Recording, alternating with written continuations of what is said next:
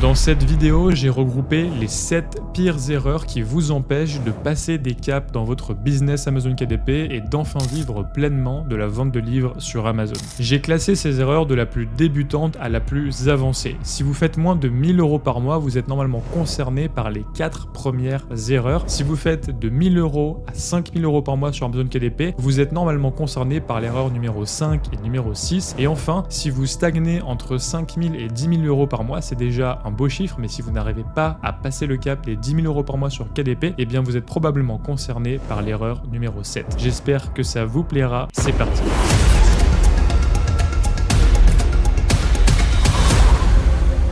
Avant de commencer cette vidéo, je voulais simplement vous dire que j'ai énormément réfléchi à la manière dont j'allais structurer cette vidéo et notamment pour qu'elle puisse aider le plus grand nombre. Donc si vous faites moins de 10 000 € par mois sur Amazon KDP aujourd'hui, ce qui je pense est le cas de la plupart d'entre vous, vous êtes normalement concerné par au moins l'une de ces 7 erreurs que je vais vous présenter. Donc ce que j'aimerais bien que vous fassiez, c'est que vous écoutiez attentivement cette vidéo et que vous m'indiquiez dans les commentaires quelles erreurs peut-être vous faites toujours, et même si vous êtes avancé, même si vous faites 3 000, 4 000, 5 000, 6 000, 7 000 € par mois, mais que vous n'arrivez pas à péter des énormes plafonds de verre et à faire des mois à plus de 10 000, 15 000, 20 000, et bien si c'est le cas, vous faites encore l'une de ces erreurs et dites-moi laquelle c'est. Ça me ferait extrêmement plaisir de savoir que j'ai pu aider aussi bien les plus débutants que les plus avancés d'entre vous. Et si bien sûr vous êtes débutant, et bien restez attentif à cette vidéo puisqu'elle apporte énormément de valeur, vous allez comprendre des tonnes de choses et je vous invite à mettre un pouce bleu, à liker, commenter, partager cette vidéo et à vous abonner à cette chaîne si ce n'est pas encore fait. On va maintenant rentrer dans la première catégorie d'erreurs, donc les 4 premières erreurs que vous faites normalement si vous stagnez entre 0 et 1000 € par mois.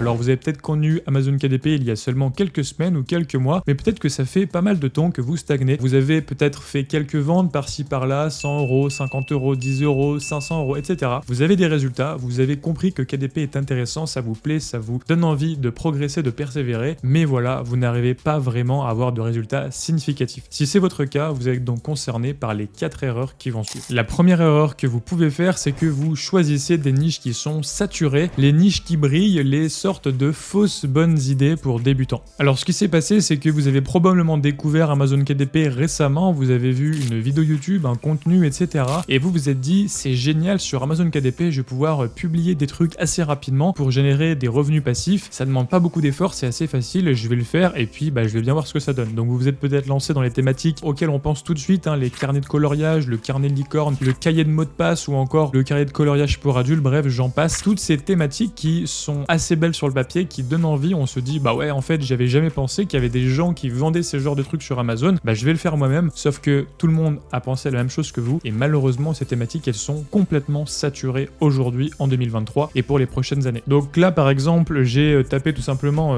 cahier de coloriage et on a typiquement voilà le cahier de coloriage mandala, c'est l'exemple vraiment le plus caricatural, mais on va dire que tout le monde va dans cette thématique, tout le monde se dit c'est génial un cahier de coloriage mandala, j'ai juste à récupérer des mandalas ou à les faire avec Midjourney. Ensuite, je publie et puis les gens ils vont acheter mon cahier de coloriage. Sauf que en face de vous, vous avez des personnes qui ont un budget pub énorme. Vous avez des gens qui sont là depuis des années. Vous voyez, 2020, ça fait bientôt 3-4 ans que la personne est là. 709 commentaires, meilleure vente. Vous n'avez absolument aucune chance en tant que débutant de concurrencer ces personnes-là. C'est des niches qui ont été attaquées il y a plusieurs années où il y a déjà des gros acteurs qui sont implantés. Les marges sont faibles, la publicité est très chère puisqu'il y a beaucoup de concurrence. La barrière à l'entrée est faible, donc tout le monde fait la même chose. Et si déjà des personnes expérimentées ont du mal dans ces niches puisque c'est la jungle et que tout le monde se concurrence, vous qui venez juste d'arriver, qui n'avez pas encore les bonnes compétences, vous découvrez Amazon KDP, vous savez pas créer une bonne couverture, vous savez pas faire de publicité, vous connaissez pas tous les codes, c'est quasiment peine perdue. Donc ces niches, elles sont très bien pour découvrir, pour se mettre le pied à l'étrier, pour se donner envie, pour voir que c'est possible. C'est peut-être même une très bonne idée de commencer par une niche comme ça pour publier son premier carnet de coloriage sur Amazon et se dire c'est possible, j'ai publié mon carnet, vous êtes passé à l'action et je vous en félicite, mais je vous le dis clairement, vous n'allez pas faire des miracles avec ces niches-là. Aujourd'hui en 2023, ça ne fonctionne plus, c'est extrêmement difficile, donc fuyez ce genre de fausses bonnes idées pour débutants. Alors si vous commencez KDP, vous vous dites peut-être oui, mais je ne sais pas comment trouver des niches, comment trouver des niches rentables et moins concurrentielles, etc. Et bien ce que je vous propose, c'est tout simplement de redécouvrir ma vidéo qui sont les 12 techniques pour trouver des niches rentables. C'est un guide complet qui est assez long sur YouTube, gratuitement disponible à tous. La vidéo est de super qualité, elle contient énormément de valeur et elle pourrait être payante tant il y a de la valeur. Je vous mets le lien en description et je vous invite vraiment à la regarder si vous êtes débutant ou même intermédiaire et avancé. Regardez cette vidéo, vous allez avoir plein de techniques et vous pourrez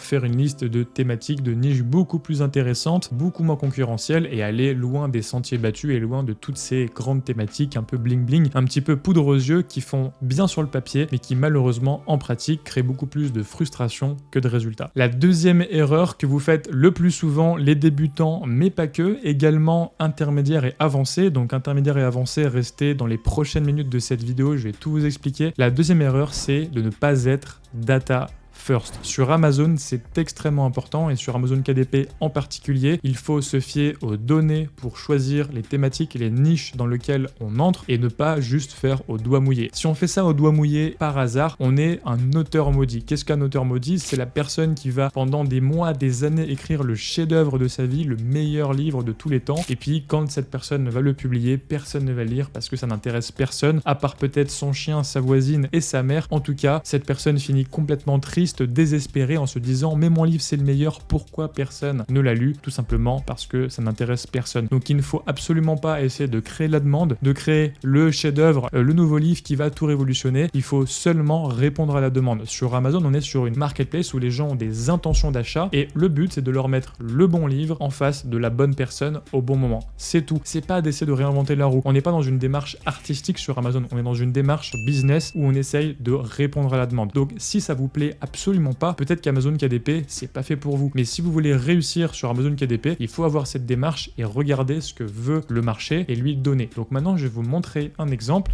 et je vais vous expliquer après pourquoi même les intermédiaires et avancés n'ont pas cette démarche. Alors je vais vous donner un exemple du raisonnement data first comme je l'appelle, qui est un exemple avec une niche que j'ai trouvé récemment. C'est la niche du stoïcisme dans les livres. Donc vous avez peut-être vu les vidéos YouTube avec Yomi Denzel etc. qui fait plein de vidéos sur le stoïcisme. Il y a plein de youtubeurs qui font des vidéos sur le stoïcisme, bref ça cartonne, c'est quelque chose qui est à la mode, ça fonctionne. Ne me demandez pas pourquoi les gens adorent cette philosophie. Et bien si on regarde sur Amazon, livre stoïcisme, comme par hasard, il y a des volumes de recherche. Si on tape par exemple livre stoïcisme, on a 246 de volumes de recherche, ce qui est plutôt significatif, donc on peut se positionner là-dessus. Et on va ici avoir un mot-clé donc qui, voilà, il y a de la data sur Helium 10, c'est de la data qui est prouvée par les chiffres, par un logiciel pro Helium 10, donc là on est data first, on a validé. C'est pas au doigt mouillé, c'est pas livre stoïque, ah tiens Yomi il parle de stoïcisme, non, Yomi parle de stoïcisme, mais nous on voit que livre stoïcisme c'est validé par la donnée. Ok, ça c'est une chose. Maintenant on voit qu'il y a des livres qui marchent plutôt bien, numéro 1 des ventes, BSR 2000, BSR 5000, etc. Bref, ça a l'air de fonctionner, mais on va pas faire ça tel quel, on va essayer de mixer par exemple, et là on va regarder par exemple si on tape livre Lotus, donc je tape comme ça, mais je crois que c'est juste pour, voilà, c'est pour trouver ce livre là. Ce livre il est classé quasiment dans le top 100, donc quasiment il fait plusieurs dizaines de ventes par jour. Le singe et la fleur de lotus, ici c'est 5 contes de l'histoire bouddhiste qui vont changer votre vie. Donc là on a un livre de contes philosophiques bouddhistes qui cartonne, 80 évaluations, ça explose et donc c'est génial, on a trouvé une autre niche. Donc là l'idée c'est de se dire bah je vais mixer les deux, j'ai ma donnée livre stoïque qui est prouvé, validé par les chiffres, 234 de volume de recherche mensuel qui est en croissance, prouvé par Helium 10. De l'autre côté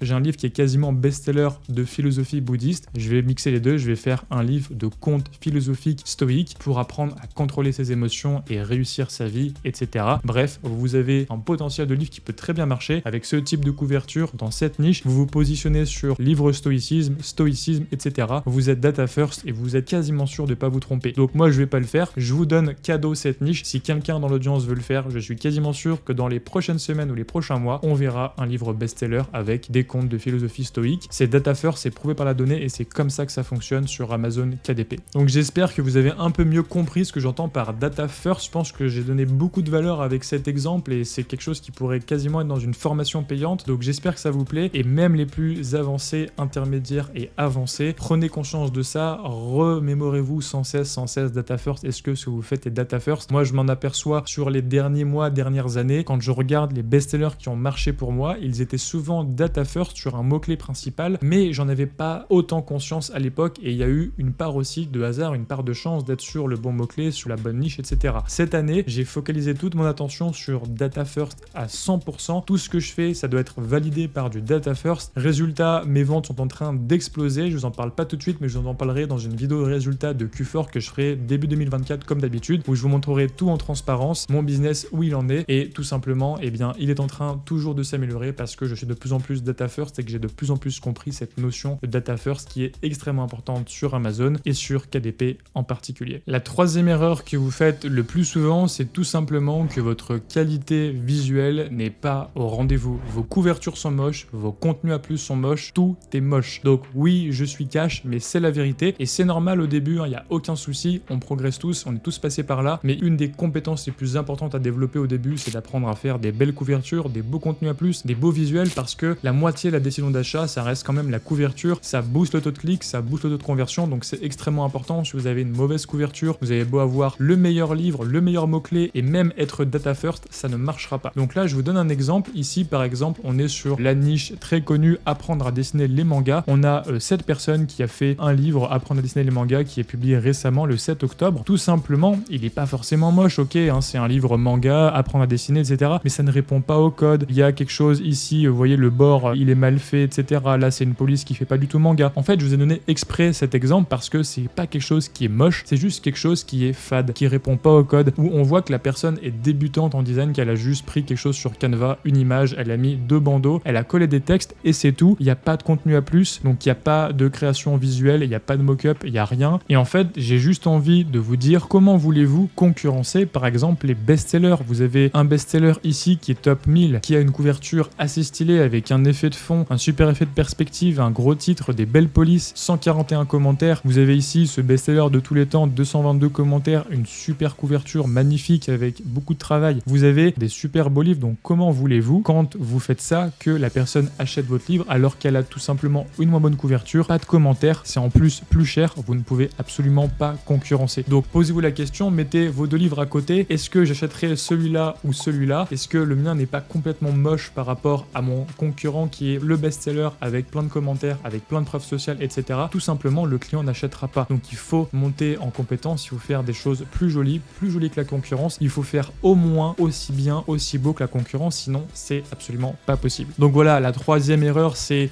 principalement le côté visuel. Donc votre couverture est moche, votre contenu à plus est moche. La solution, c'est tout simplement de s'améliorer et pour ça, j'ai fait notamment plein de vidéos qui sont les KDPscopies où j'analyse en live les livres qu'on m'envoie. Il y a déjà 5 épisodes sur la chaîne, vous pouvez les découvrir dans la description et du coup, vous aurez plein de valeurs ajoutées. Ça dure pas mal de temps, on passe en général entre 20 et 30 minutes. J'analyse plein de livres, je vous donne plein de conseils. Donc vraiment, regardez ces vidéos, potassez le sujet, apprenez, formez-vous, ça met du temps, mais vous avez le temps, vous êtes débutant, il n'y a pas de souci, pas besoin de réussir en 3 semaines ou en 2 mois. Vous avez le temps de réussir et vous avez le temps de vous former, de progresser. On est tous passés par là, donc il faut vraiment améliorer le contenu, la qualité visuelle. Et la quatrième et dernière erreur qui sont parmi les erreurs de débutants, de toutes les personnes qui génèrent moins de 1000 € par mois sur KDP, c'est que tout simplement vous ne faites pas de publicité. Et je le dis et le répète, en 2023 et dans les prochaines années, à part cas d'exception, niche très particulière, il est quasiment impossible de réussir sans publicité sur Amazon, tout simplement parce que vous êtes en concurrence avec des milliers de concurrents qui publient également des livres. Ça veut pas dire que c'est impossible et que c'est fini, au contraire, s'il y a de la concurrence, c'est qu'il y a un marché, c'est qu'il y a de l'argent, c'est qu'il y a des ventes et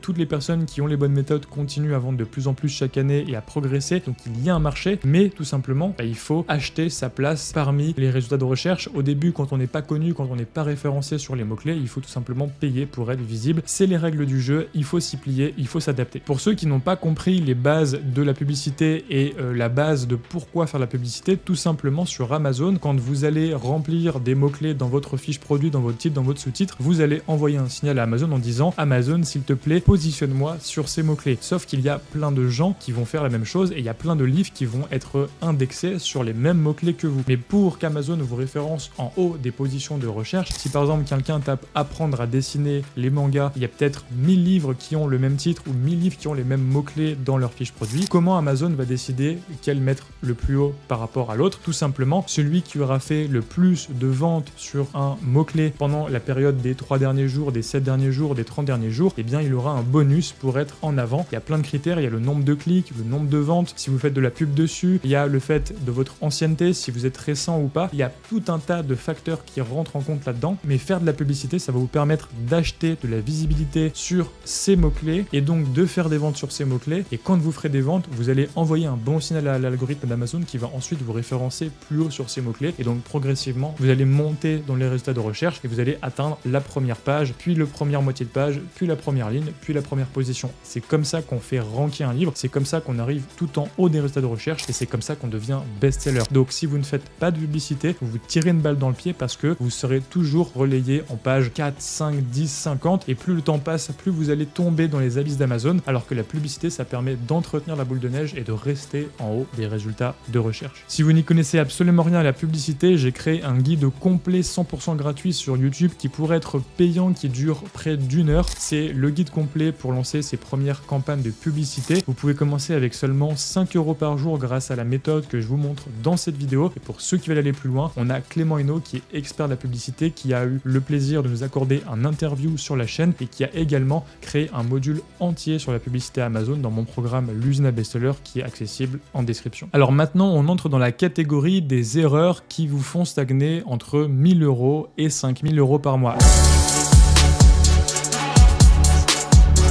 Donc c'est une tranche assez large, mais disons qu'elle regroupe pas mal de personnes. On va dire 2 types de personnes. Les premières personnes qui ont commencé à avoir des résultats, vous avez peut-être fait un mois 1500, puis un mois 700, puis à nouveau un mois 1200, etc. Bref, vous stagnez autour des 1 000 €, vous commencez à avoir un sacré complément de revenus. Vous avez validé KDP, vous savez que c'est fait pour vous, ça vous intéresse, vous avez envie de progresser, mais disons que c'est pas assez pour vraiment en vivre ou pour vraiment être satisfait de vos résultats. Et puis la deuxième catégorie de personnes, c'est des personnes qui sont peut-être allées un peu plus loin, 2 000, 3 000, 4 000, 5 000 € par mois, qui peut-être ont même quitté leur job, qui commencent à en vivre et à vraiment profiter pleinement de Amazon KDP, de la liberté que ça offre, mais qui sont toujours un petit peu frustrés en se disant je vois des gens qui ont des résultats énormes, qui font des 10 000 €, des 15 000 €, des gros mois pendant Q4, qui explosent tout, qui font des top 100, etc. Comment font ces personnes? Donc voilà, entre 1 000 € et 5 000 €, vous avez compris des choses, vous avez des résultats, mais vous n'avez pas encore vraiment compris comment fonctionne Amazon KDP à fond. Vous n'avez pas réussi à faire de best-seller, de top 100, de top 50, etc. Vous n'avez pas réussi à envoyer un livre dans le top des résultats de recherche parce que sinon vous auriez beaucoup plus que ces sommes-là chaque mois. La 5e erreur de cette vidéo est donc la première erreur du groupe intermédiaire où vous stagnez entre 1 000 € et 5 000 € par mois, c'est que tout simplement vous vous dispersez beaucoup trop. En général, vous êtes arrivé à 1000, 1500, 2000 € par mois avec la stratégie suivante, vous avez attaqué quelques niches et puis il y a quelques livres qui ont un petit peu marché, qui ont fait 300 € par-ci, 400 € par-là, 500 € par-ci et cumulé vous arrivez à 1000, 1500, 2000 € par mois. Donc vous dites génial, si j'ai un livre qui fait 500 € par mois, il suffit que je fasse par exemple 20 livres comme ça dans 20 niches différentes, et bien j'aurai mes 10 000 € par mois, 500 x 20, 10 000 € et j'aurai gagné, j'aurai accompli mon objectif. Et donc là vous allez commencer à attaquer plein de niches, à aller vous diversifier, à aller essayer de faire la même chose que vous avez fait mais à droite, à gauche, plein de niches, etc. Vous finissez comme une étoile de mer à faire un peu tout et n'importe quoi et au final vous vous apercevez que vos livres vendent moins et finalement vous stagnez, vous êtes toujours obligé de recommencer. Donc oui, vous faites des ventes, 500 €, 1000 €, mais c'est un éternel recommencement. Vous avez quitté le métro boulot dodo pour rentrer dans le KDP, publier, recommencer, publier, recommencer, publier, recommencer. C'est une course sans fin et c'est absolument pas ce qu'on veut. Et en effet, vous êtes entré dans le piège de la diversification beaucoup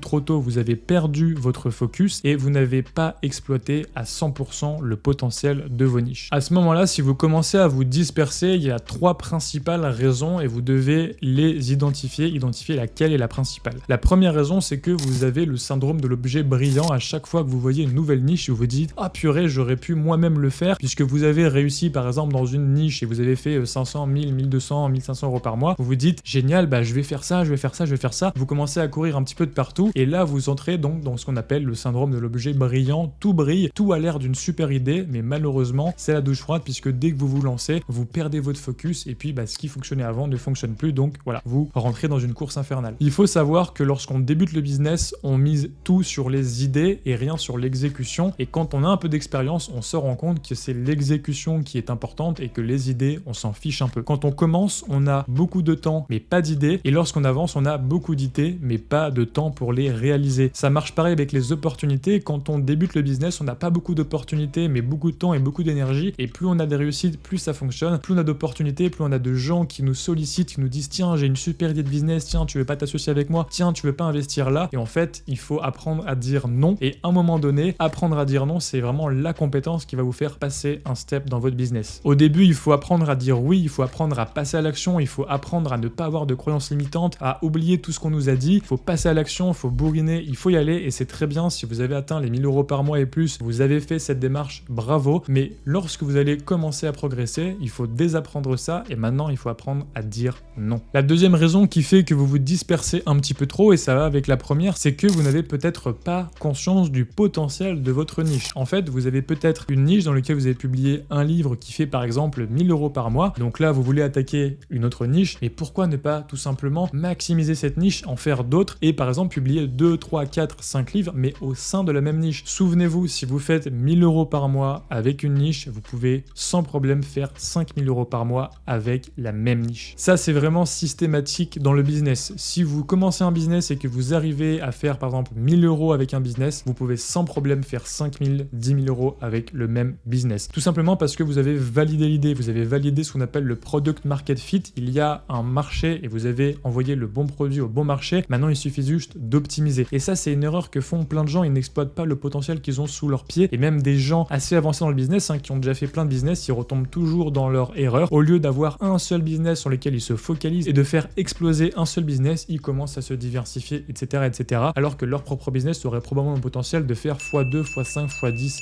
x20. Alors je vous pose la question, avez-vous par exemple absolument optimisé la publicité? Est-ce que vous avez lancé plusieurs livres dans votre niche? Est-ce que vous avez commencé à récolter des emails, à construire une communauté dans votre niche? Est-ce que vous avez traduit vos livres dans les autres marketplaces? Italie, Espagne, Allemagne, Australie, UK, US, Pologne, Pays-Bas, il y a plein de marketplaces. Vous avez des livres qui marchent en France, traduisez-les. Toutes ces actions qui sont justement de se diversifier au sein de sa niche et non pas d'aller se diversifier dans les niches entre elles, c'est des actions que vous devez mettre en place et qui vont facilement vous faire passer de 1000, 2000 euros à 5000, 6000, 7000, etc. Et aller dans une nouvelle niche, c'est souvent une fausse bonne idée. L'or est sous vos pieds, donc vraiment creusez là où vous êtes et n'allez pas à la recherche de nouveaux trésors en permanence. Et à ce propos, je vous invite, si c'est pas encore fait, à lire le chef-d'œuvre de Paulo Coelho, L'Alchimiste, qui est un conte philosophique initiatique extrêmement beau et hyper inspirant, qui du coup prend tout son sens par rapport à ce que je vous ai dit. Donc je n'en dis pas plus, mais je vous invite à lire L'Alchimiste de Paulo Coelho. Et la troisième raison aussi qui vous pousse peut-être à vous diversifier, c'est tout simplement que vous avez entendu, il ne faut pas mettre tous ses œufs dans le même panier, il faut se diversifier, il faut avoir plusieurs sources de revenus, blablabla. Tout ça, c'est des conseils de pauvres. Alors je dis conseils de pauvres et je suis provocateur volontairement, mais pas forcément de manière extrême, je le pense vraiment, c'est que en fait, tous ceux qui cartonnent et qui réussissent dans leur business et qui du coup deviennent riches justement, ils se sont focalisés sur un seul business. Si vous regardez les plus gros youtubeurs, les plus gros entrepreneurs, les personnes qui ont les plus grosses entreprises, ils se sont focalisés sur un seul secteur d'activité, une seule thématique, une seule niche, une seule spécialité. Et donc de vouloir se diversifier, c'est bien beau pour faire des vidéos YouTube en mode liberté financière, pour avoir plein de sources de revenus, etc. Le seule chose que ça va produire, c'est que vous allez avoir plein de petites sources de revenus extrêmement fragiles et au moindre pépin, au moindre coup de vent, qui vont être réduites à zéro, et donc finalement vous n'allez pas du tout avoir de sécurité financière. Vous êtes en train toujours de vouloir rajouter des sources de revenus au lieu d'en créer une qui soit vraiment solide. Pour revenir un petit peu plus sur Amazon KDP, votre sécurité sur KDP, vous l'aurez pas en ayant 10 petites niches qui font 300 euros par mois, vous l'aurez en ayant 1 ou 2 ou 3 gros best-sellers qui auront tellement cartonné, qu'ils auront énormément de commentaires, ils seront installés, ils seront en haut des pages, en haut des résultats de recherche, et ils seront quasiment indétrônables. Et c'est comme ça que vous aurez votre sécurité. C'est pas en ayant plein de petits livres dans plein de petites niches. Ça fonctionne pas, c'est éphémère, c'est beaucoup trop fragile, c'est pas solide, et au moindre coup de vent, ça dégage. Et en plus de ça, d'un point de vue psychologique, de vouloir toujours diversifier, protéger, ne pas mettre ses œufs dans le même panier, c'est une mentalité un petit peu qui tire vers le bas, où on a peur que ça s'écroule, alors du coup, on essaye de pas trop prendre de risques et de tout lisser. En fait, ça marche pas. Ce qui marche, c'est d'être ambitieux, de cartonner, de voir gros et d'aller chercher des gros chiffres, des gros best-sellers sur un nombre très limité de choses. Et quand vous allez faire ça, vous allez engranger souvent plusieurs mois ou plusieurs années de salaire tout de suite, rapidement. Si par exemple vous faites un super Q4 comme ça a été le cas de Clément, de Emma, etc.,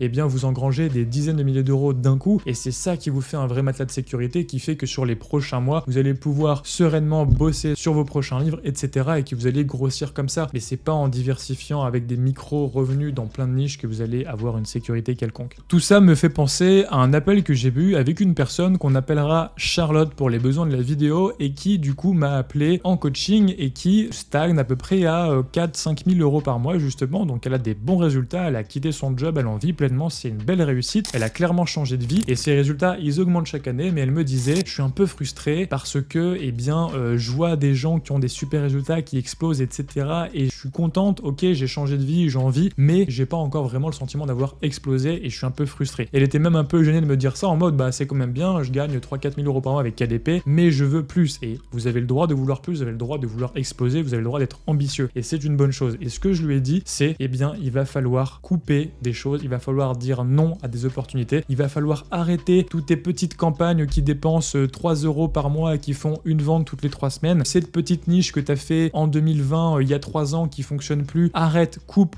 oublie pour réduire ta charge mentale, réduire ton focus, accepter de dire non à plein de choses, accepter de couper les branches mortes pour justement avoir toute son attention, tout son focus et toute son ambition sur tes niches qui fonctionnent vraiment aujourd'hui. Et je lui ai dit, regarde, tes revenus aujourd'hui, ils sont représentés par combien de livres? En fait, il y avait 2-3 livres qui cartonnaient et qui représentaient 80% des revenus. Bah, focalise-toi là-dessus et oublie toutes les petites crottes qui te prennent juste du jus de cerveau et qui ne servent absolument à rien en termes de revenus. Donc c'est ce que j'ai dit à Charlotte, je lui ai dit, tu dois accepter peut-être momentanément, pendant quelques mois, de descendre un peu tes revenus, accepter de couper certaines niches, de faire moins, mais de te reconcentrer sur des choses qui comptent vraiment et c'est comme ça que au moyen terme, tu exploseras et que tu iras plus haut. Pensez vraiment à la métaphore d'un arbre. Un arbre, il faut couper ses branches mortes, il faut couper les branches toutes pourries en bas, qui pompent du jus, qui pompent de l'eau pour laisser justement tout le flux de l'eau aller vers les branches qui sont vers le haut pour que l'arbre puisse grandir et qu'il puisse avoir toute son énergie concentrée pour les branches du haut et non pas les vieilles branches, les vieilles racines. Et maintenant, la 6e erreur qui est que vous faites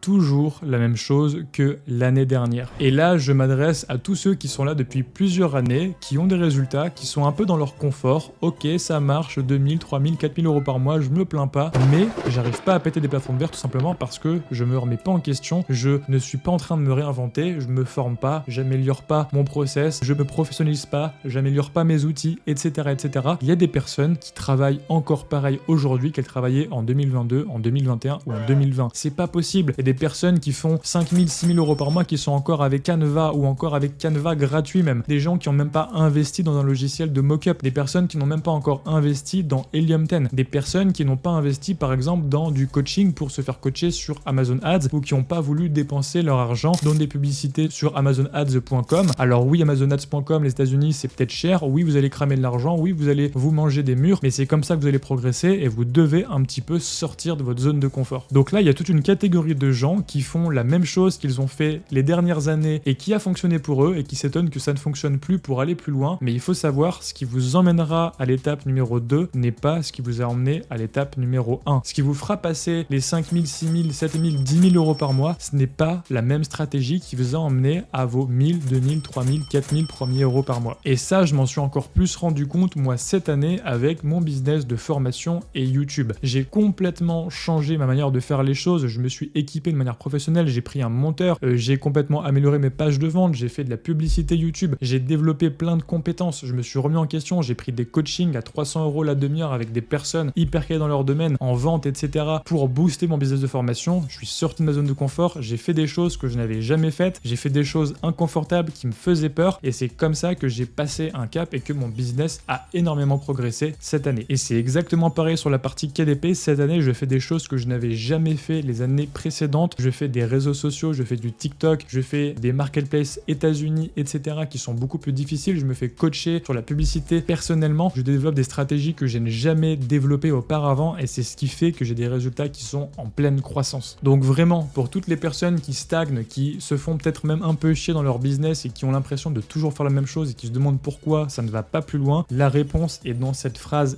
hyper importante que vous devez absolument créer et retenir. Elle paraît toute bête, mais je vous assure que c'est la phrase la plus puissante que vous pouvez avoir dans votre business, c'est que faites des choses que vous n'avez jamais faites pour avoir des résultats que vous n'avez jamais eus. Si vous avez l'impression d'avoir fait la même chose cette année que l'année dernière, il y a un gros problème. Et maintenant, on arrive à la dernière catégorie qui est pour passer le cap des 10 000 euros par mois. donc si vous stagnez entre 5 000 et 10 000 euros par mois, donc là vous entrez dans la catégorie des personnes qui ont quand même des super résultats, qui ont compris des choses sur Amazon KDP, qui ont vraiment compris comment ça fonctionnait, et vous pouvez être fiers de vous, bravo pour vos résultats. Mais malheureusement, si vous ne changez pas un truc dans votre cerveau, vous ne passerez pas des résultats comme 10 000, 15 000, 20 000 euros sur un seul mois. Vous vendrez pas des centaines de milliers d'exemplaires, donc vous aurez une réussite certes, mais vous n'aurez pas une grosse réussite sur Amazon KDP. Vous ne serez pas dans le top 1% des vendeurs Amazon KDP. Et donc si vous stagnez probablement en dessous des 10 000 euros par mois, c'est que vous faites l'erreur d'être un suiveur et non pas un meneur. Alors qu'est-ce que j'entends par là? J'entends qu'il y a pas mal de personnes qui cartonnent bien sur KDP et qui pourtant sont en permanence dans de la copie. En tout cas, ils s'inspirent toujours. C'est-à-dire qu'ils vont regarder les tendances, ils vont voir un livre qui cartonne, qui fait un top 100 ou qui commence à être best-seller, ils vont faire la même chose. Alors, il y en a qui ont aucun scrupule et qui copie-collent vraiment la même chose, et dans ce cas-là, vous avez absolument pas mon respect. Mais il y a aussi des gens qui vont le faire proprement, c'est-à-dire qu'ils vont voir une idée, ils vont la voir arriver, ils vont l'adapter, la refaire, la rebrander, etc.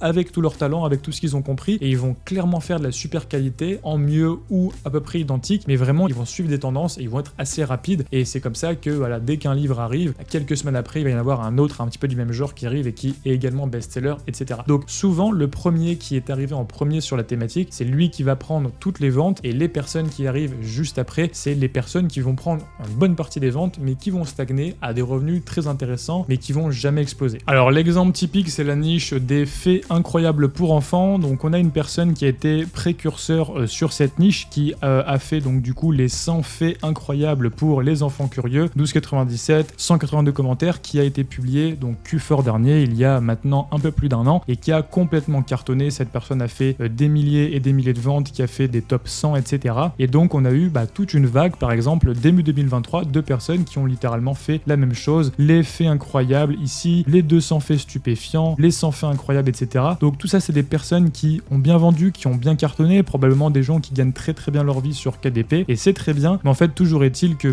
celui-ci vous a complètement tous défoncé, et c'est lui qui a récupéré 80% des royalties, 80% de l'argent de cette niche. Et si vous continuez à être suiveur tout le temps, et bien c'est toujours le sort que vous allez subir. Vous allez gratter les miettes, certes intéressantes, mais des miettes quand même d'un énorme best-seller qui a été pionnier avant vous. Personnellement, mes deux plus gros best-sellers que j'ai créés, qui m'ont à eux seuls quasiment rapporté plus de 70 000 ventes juste avec ces deux livres, c'est des livres qui justement n'ont pas été dans cette mentalité de suiveur. J'ai été le premier à faire quelque chose sur le marché français. Alors comment j'ai fait? Pour l'un des deux, eh bien j'ai importé l'idée des États-Unis. Donc quelqu'un avait fait plus ou moins la même chose aux États-Unis, je l'ai importé en France, je l'ai remis à la française, et du coup j'ai fait un livre qui a extrêmement bien cartonné pendant plus de 2 ans sur Amazon KDP et qui a généré plusieurs dizaines de milliers de ventes par an sur Amazon KDP. Ensuite, plein de gens m'ont concurrencé, plein de gens ont copié. Ces gens ont certes vendu, mais ils ont gratté des miettes. Alors ils ont peut-être fait plusieurs centaines, plusieurs milliers d'euros par mois. Pendant ce temps, moi j'en faisais plusieurs dizaines de milliers d'euros. Et également un autre livre où cette fois-ci je n'ai pas importé des US, mais j'ai importé de l'édition classique. Donc j'avais vu une thématique de livre qui vendait beaucoup à la Fnac, chez Artaud, etc.